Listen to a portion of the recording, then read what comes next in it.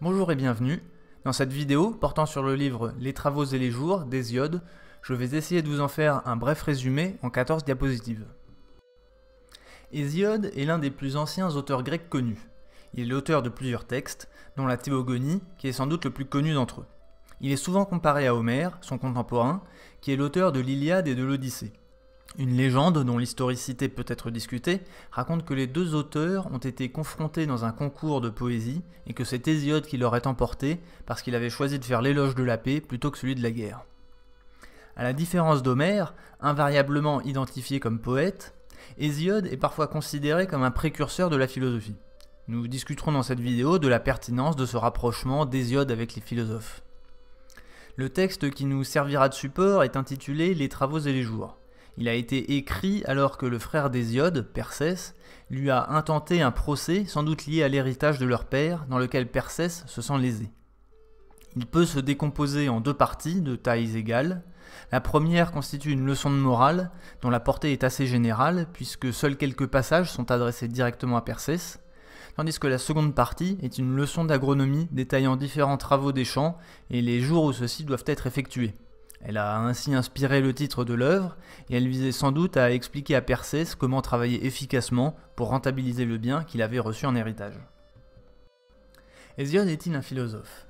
Le terme de philosophe est évidemment anachronique pour parler d'Hésiode, puisqu'on considère qu'il a été inventé par Pythagore environ 2 siècles après Hésiode.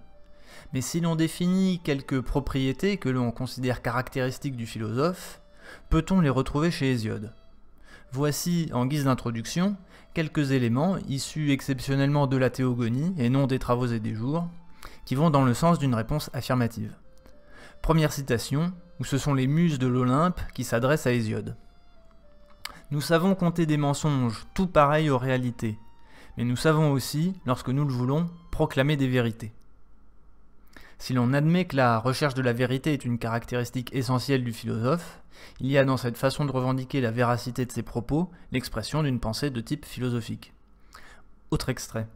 « Avant tout fut Chaos, puis Gaïa au large flanc, assise sûre et à jamais offerte à tous les vivants, et Eros, le plus beau des dieux immortels, celui qui rompt les membres et qui, dans la poitrine de tout dieu comme de tout homme, dompte le cœur et le sage vouloir. » On peut voir dans la description d'Eros une condamnation du désir qui distrait le sage.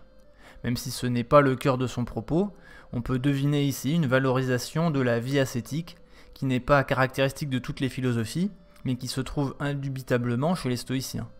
Au passage, je précise que la condamnation ne porte pas sur Eros, car il est celui qui motivera Ouranos à venir féconder Gaïa en dépassant Chaos, qui les séparait et empêchait ainsi la création de toute vie.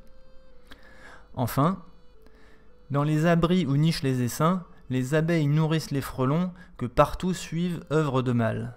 Tandis qu'elles, sans repos jusqu'au coucher du soleil, s'empressent chaque jour à former des rayons de cire blanche, ils demeurent, eux, à l'abri des ruches et engrangent dans leur ventre le fruit des peines d'autrui. Cette critique du vice des frelons, doublée d'un appel à la vertu imitant les abeilles, relève de l'œuvre morale. Il semble donc légitime de qualifier l'auteur de moraliste, comme on le verra plus en détail ultérieurement. Hésiode serait donc un moraliste à la vie ascétique qui recherche la vérité.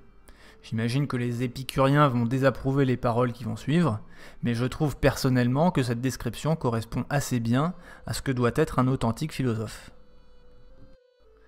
Par souci d'honnêteté, il convient de regarder quels arguments pourraient être retenus contre l'hypothèse d'un Hésiode philosophe. L'argument le plus évident concerne la forme. Hésiode n'hésite pas à convoquer des mythes pour étayer ses propos. On peut supposer qu'ils étaient connus de tous et réputés vrais à son époque, ce qui continue à le placer dans une démarche de vérité. Mais aux yeux de notre époque, cela ressemblerait bien davantage à un argument d'autorité, basé, qui plus est, sur une subjectivité partagée, plutôt que sur un fait objectif ou démontré par la logique sur la base d'hypothèses explicites. Voyons avec Pandore le premier de ces mythes évoqués par Hésiode. « Fils de Japet, qui en sait plus que tous les autres, tu ris d'avoir volé le feu et trompé mon âme. Pour ton plus grand malheur, à toi et aux hommes à naître, moi je leur ferai présent d'un mal en place du feu, et tous, au fond de leur cœur, se complairont à entourer d'amour leur propre malheur. » C'est ici Zeus qui promet à Prométhée de le punir d'avoir pris par du prix le feu sacré. Seconde citation. Le seigneur Zeus, fils de Cronos, dit et tous obéissent. En hâte, l'illustre boiteux modèle dans la terre la forme d'une chaste vierge, selon le vouloir du Cronide. La déesse aux yeux pairs, Athéna, la pare et lui noue sa ceinture. Autour de son cou, les grâces divines, l'auguste persuasion, mettent des colliers d'or. Tout autour d'elle, les heures aux beaux cheveux disposent en guirlandes des fleurs printanières. Pallas Athénée ajuste sur son corps toute sa parure. Et dans son sein, le messager, tueur d'Argos, crée mensonges, mots trompeurs, cœurs artificieux, ainsi que le vœu de Zeus au lourd grondement. Puis, héros des dieux, il met en elle la parole, et à cette femme il donne le nom de Pandore, car ce sont tous les habitants de l'Olympe qui, avec ce présent, offrent le malheur aux hommes qui mangent le pain.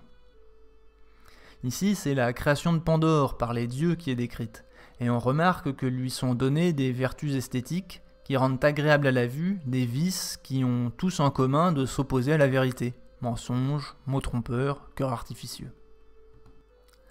Second mythe invoqué par Hésiode, celui des 5 races successives d'êtres humains. La race d'or vivait comme des dieux, le cœur libre de soucis, à l'écart et à l'abri des peines et des misères. La vieillesse misérable sur eux ne pesait pas. Au contraire, bras et mollets toujours jeunes, ils s'égayaient dans les festins, loin de tous les maux. Depuis que le sol a recouvert ceux de cette race, ils sont, par le vouloir de Zeus puissant, les bons génies de la terre, gardiens des mortels, dispensateurs de la richesse. C'est le royal honneur qui leur fut accordé. Cette race originelle est parfaite, aucun reproche ne lui est fait, et elle reste bienveillante par-delà la mort.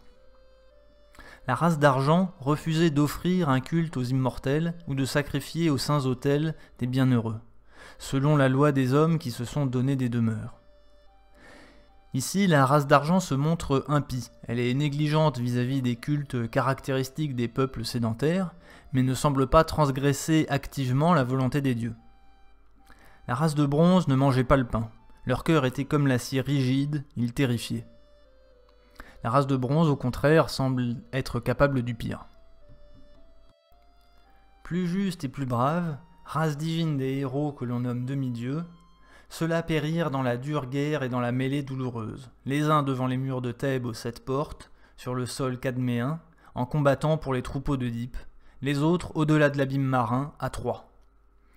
La race des demi-dieux semble incarner une exception dans une série de dégradations de la qualité des races successives.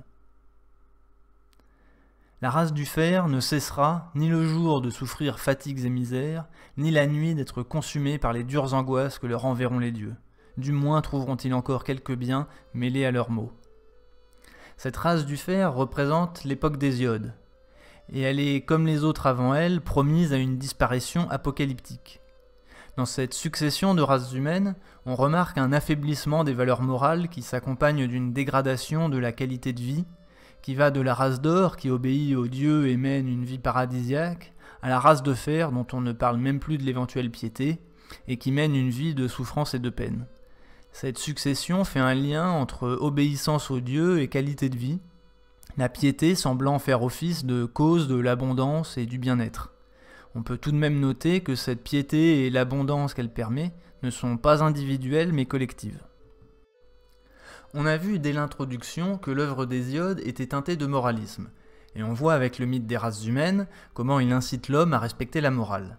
Reste encore à voir en quoi consiste la morale défendue par Hésiode, et pour cela voici une première citation. « Je veux aujourd'hui cesser d'être juste, et moi et mon fils. Il est mauvais d'être juste lorsque l'injuste a les faveurs de la justice. » Je note tout d'abord la ressemblance avec la phrase de Léon XIII dans l'encyclique De Rerum Novarum, je cite « Si les individus et les familles, en entrant dans la société, y trouvaient, au lieu d'un soutien, un obstacle, au lieu d'une protection, une diminution de leurs droits, la société serait à fuir plutôt qu'à rechercher. » J'ajoute que la justice est une valeur cardinale aux côtés du courage, de la prudence et de la constance. Et justement, la constance est mise en avant dans cette nouvelle citation. De la misère, on en gagne tant qu'on veut, et sans peine. La route est plate, et elle loge tout près de nous. Mais devant le mérite, les dieux immortels ont mis la sueur. Long, ardu est le sentier qui y mène, et âpre tout d'abord. Il faut donc de la constance dans ses efforts pour pouvoir triompher de la difficulté. Troisième citation. « Travaille aux travaux que les dieux ont réservés à l'homme. Si tu ne veux, un jour, avec ta femme et tes enfants, aller le cœur en peine, quêter ta vie de voisin en voisin, sans qu'aucun d'eux n'en ait cure. Ne remettez rien au lendemain ni au surlendemain. Qui néglige sa besogne n'emplit pas sa grange, pas davantage qui la remet. C'est le zèle qui fait valoir l'ouvrage. Qui remet sa besogne, à chaque fois lance un défi au désastre. L'ardeur au travail, que l'on peut sans doute voir comme l'expression du courage dans la lutte contre la fatigue et la tentation de remettre au lendemain, met sa famille hors du besoin. Il garantit la survie, au même titre qu'Héros permet la vie que Chaos menace. L'exhortation à la prudence est moins évidente, mais si l'on retient pour définition que la prudence est le processus de réflexion et d'enquête en vue de prendre de bonnes décisions, alors la citation suivante correspond tout à fait. Celui-là est l'homme complet qui, toujours de lui-même, après réflexion, voit ce qui, plus tard et jusqu'au bout, sera le mieux. Celui-là a son prix encore qui se rend aux bons avis. Mais celui qui ne sait ni voir par lui-même ni accueillir en son âme les conseils d'autrui n'est en revanche bon à rien. Enfin, dans un dernier exemple, Hésiode nous rappelle que la confiance n'empêche pas la prudence, comprise ici dans le sens usuel. Pour traiter, même avec un frère en souriant, amène un témoin. Confiance et défiance perdent également les hommes. Qu'une femme n'aille pas non plus, avec sa croupe attifée, te faire perdre le sens. Son babil flatteur n'en veut qu'à ta grange. Qui se fie à une femme se fie au voleur. Avant de conclure, j'aimerais souligner qu'Hésiode peut nous permettre d'éclairer une contradiction qui apparaît fréquemment dans le débat public de ces dernières années. En effet, deux constats distincts s'expriment en des termes antagonistes. Les uns, à la vue des rubriques faits divers de la presse, parlent d'un ensauvagement de la société. Les autres parlent de domestication des foules lorsqu'ils constatent la situation de dépendance vis-à-vis de l'État et les conditions de plus en plus drastiques que celui-ci impose, en termes de liberté d'expression, liberté de circulation, outils de traçage, etc., en échange de son secours. Je développerai cette dernière problématique avec la domestication de l'être de Peter Sloterdijk, mais je peux ici éclaircir le paradoxe d'une société de plus en plus sauvage et domestiquée à la fois, en rappelant à l'aide de cette citation que la confrontation entre individus peut être vue sous deux aspects distincts dans une société humaine. Ne disons plus qu'il n'est qu'une seule sorte de lutte. Sur cette terre, il en est deux. L'une sera louée de qui la comprendra, l'autre doit être condamnée. L'une fait grandir la guerre et les discords funestes. Personne ne l'aime parmi les mortels, et c'est contraint par le seul vouloir des dieux que les hommes rendent un culte à cette lutte cruelle. L'autre naquit son aîné, de la nuit ténébreuse, et le chronique de la mise aux racines du monde est faite bien plus profitable aux hommes. Elle éveille au travail même l'homme au bras indolent. Il sent le besoin du travail le jour où il voit le riche qui s'active à labourer, à planter, à faire prospérer son bien. Tout voisin envie le voisin empressé à faire fortune. Cette lutte-là est bonne pour les mortels. Considérer qu'il y a deux types de luttes distinctes permet d'expliquer qu'il y ait un ensauvagement croissant sur l'une d'entre elles et une domestication croissante sur l'autre. En conclusion, on peut constater que la démarche d'Hésiode n'est pas vraiment celle d'un philosophe. Les arguments qu'il invoque ne sont pas basés sur des faits avérés ou des raisonnements logiques, mais bien plus souvent sur des récits mythologiques ou des comparaisons allégoriques inspirées par la nature. Pour autant, il semble bien que la motivation qui le pousse est comparable à celle des philosophes. La recherche de la vérité est une démarche complexe qui n'est pas aussi bien formalisée à son époque qu'elle peut l'être aujourd'hui. Il mériterait pourtant d'être mieux connu car il a fixé des récits mythologiques fondateurs ainsi que les interprétations dont on a vu avec Cicéron et Gustave Le Bon qu'ils peuvent être des éléments fondateurs d'une civilisation. Par ailleurs, son exigence morale et son ascétisme doivent permettre de le comparer avec les philosophes, notamment stoïciens. Merci et à une prochaine vidéo.